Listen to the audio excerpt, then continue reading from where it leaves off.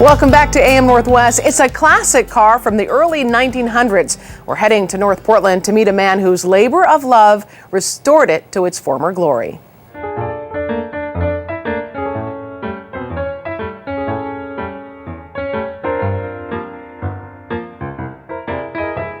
Want me to tell you about my car here? Yeah, what is this? This is a 1929 Ford two-door sedan.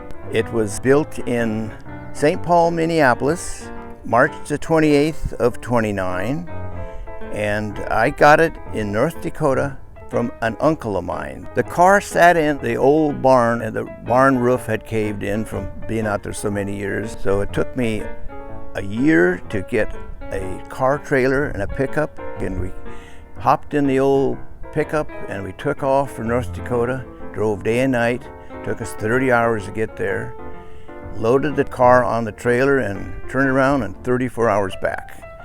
And we brought it right here, unloaded it. It took me 34 years to tear it apart, rebuild it, and here it sits today. We got it going in 2004.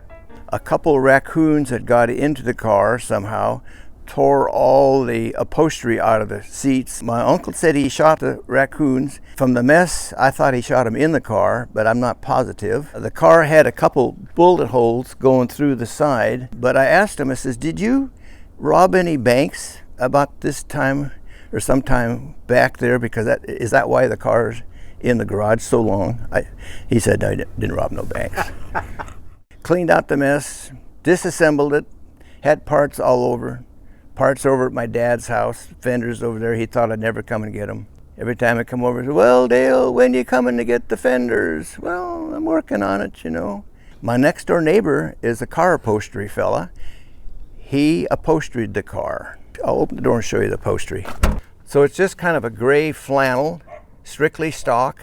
They didn't have leather in those days. This is just a plain Jane car. So basically, the car cost me $2 to re-register it here in Oregon.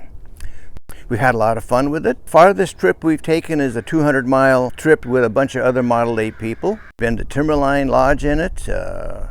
Never thought it was going to take me 34 years to do it, but I got 4 children and they all went to college. That delays the dollars.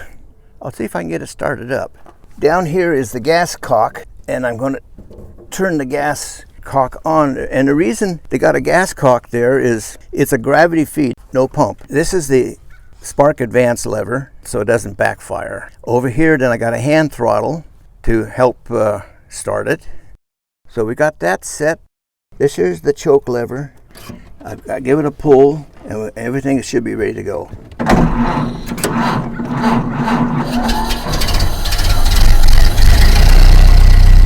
I'm going to pull this lever down. It spark advance.